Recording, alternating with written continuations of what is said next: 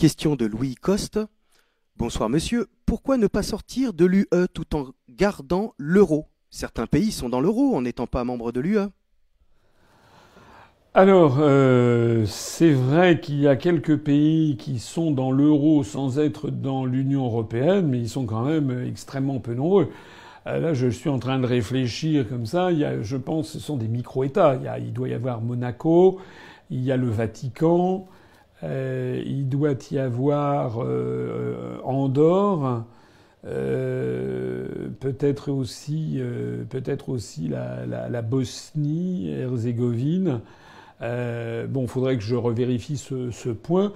Mais en revanche, pas le Liechtenstein, puisque je crois que le Liechtenstein, lui, a le franc suisse. Voilà, donc il y a effectivement cet auditeur qui... J'ai vraiment des questions très très précises aujourd'hui.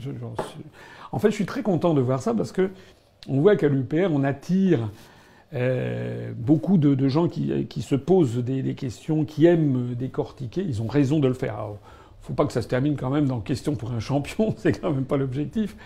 Mais effectivement, c'est une question qui m'avait jamais été posée. Alors, cela étant, bon, c'est vrai qu'il y a des États, et notamment des micro-États, qui ont l'euro, mais qui ne sont pas dans l'Union européenne. C'est pas un statut spécialement réjouissant. Ça veut dire qu'en fait, on leur impose une politique monétaire, celle de la Banque centrale européenne, à laquelle ils n'ont même pas leur mot à dire. Voilà. Moi, je n'ai pas spécialement envie que la France se trouve dans une sujétion complète. Et puis par ailleurs, et fondamentalement, le problème de l'euro, c'est un problème qui est devant nous, qui est énorme. J'ai eu l'occasion de publier sur le site de l'UPR, j'invite d'ailleurs tous ceux qui m'écoutent à aller les lire, 2 articles récemment. Un article de Vincent Brousseau, de notre cher responsable des questions monétaires, de l'euro et du retour au franc, qui a fait, comme d'habitude, un article bien senti, à vrai dire sans doute un des plus techniques qu'il ait fait. Donc c'était parfois un tout petit peu peut-être difficile à suivre pour le très grand public, mais c'est un article de très grande qualité comme d'habitude, puis ce sont des sujets techniques et difficiles.